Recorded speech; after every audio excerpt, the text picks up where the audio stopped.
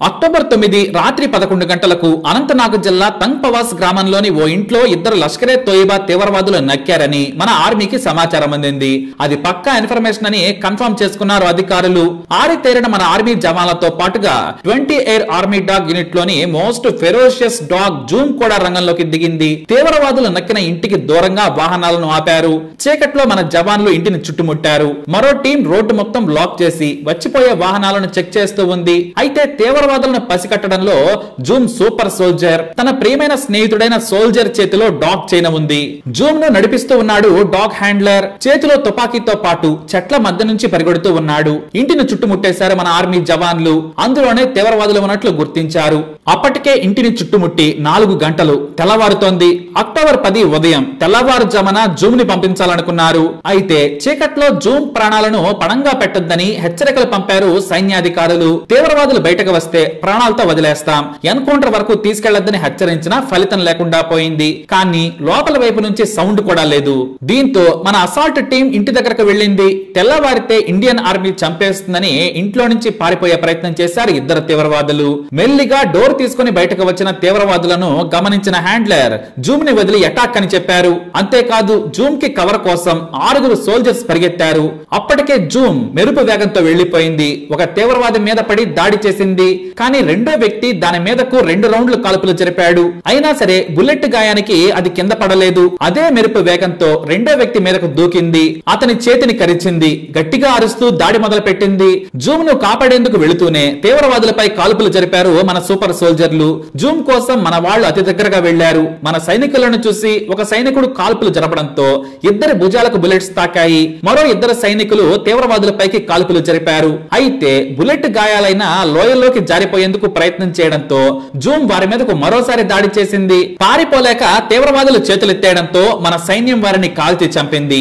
ఈ ఘటనలో జూమ్ తో పాటు 2 మన సైనికులు గాయపడ్డారు. గాయపడ్డ సైనికులను హాస్పిటల్ కు తరలించింది సైన్యం.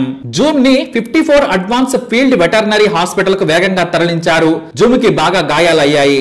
ఏర్పాట్లు చేయాలని ముందుగానే సర్జన్లను వెటర్నరీ సిబ్బందిని అలర్ట్ చేశారు అధికారులు.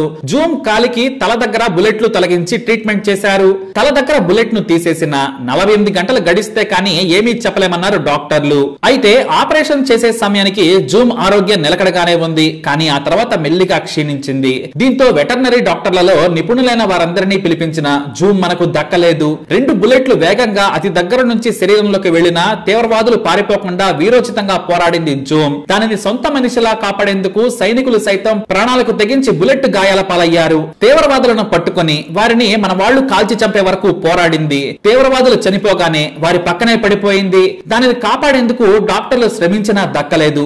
దేశ సేవలో వీరోచితంగా పోరాడి తన డ్యూటీని తాను చేసి మన కోసం ప్రాణాలు విడిచింది జూమ్. మొత్తం 28 డాగ్ యూనిట్ లో జూమ్ ఫెరోషియస్. వదిలితే చాలు తీవ్రవాదులు పేలుడు పదార్థాలను పట్టుకునేందుకు పరుగులు పెడుతూనే ఉంటుంది. హ్యాండ్లర్ చెబితే చాలు చీకటి వెలుగు అనే భయమే లేదు.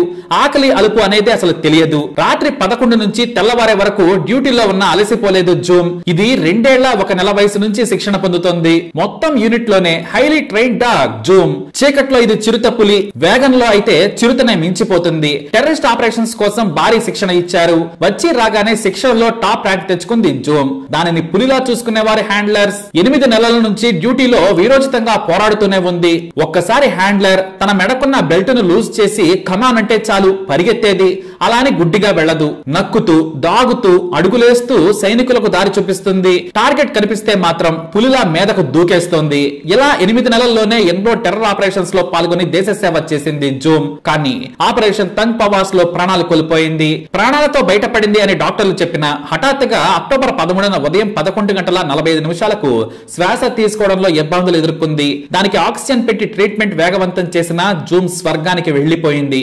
దేశ సేవలో జూమ్ పోరాటాన్ని మనమే కాదు సైన్యం కూడా ఏనాడు మరిచిపోదు. మనల్ని విడిచి వెళ్లిన జూమ్ కు సైనిక లాంఛనాలతో చినార్ కార్ప్స్ ఉన్నతాధికారులు గౌరవ వందనం చేసి తుది వీడ్కోలు పలికారు. కమిటెడ్ ఫ్రెండ్ ను కోల్పోయామని సైనికులు విషన్న వదనాలతో చెప్పారు. అయితే జూమ్ క్లోజ్ ఫ్రెండ్స్ అయిన హ్యాండ్లర్స్ దాని మరణాన్ని తట్టుకోలేక వెక్కి వెక్కి ఏడవడం అందరినీ కలిసి వేసింది. ఎందుకంటే ఈ 3 నెలల్లో మంచి సూపర్ సోల్జర్ ను కోల్పోవడం ఇది రెండోసారి. జూలై చివరి వారంలో బరాముల్లాలో యాక్సెల్ అనే ఎలైట్ సూపర్ డాగ్ తీవ్రవాదుల చేతిలో ప్రాణాలు కోల్పోయింది. దీంతో అప్పుడు ఎగ్జైల్ ఇప్పుడు జూమ్ దూరం కావడంతో ఆర్మీ వాటి సేవలను గుర్తు చేసుకుని సెల్యూట్ చేసి బాధపడుతూ ఉంది. మనం కూడా ఈ బ్రేవ్ హార్ట్ కు సెల్యూట్ చేద్దాం. Good bye dear Zoom. జై హింద్.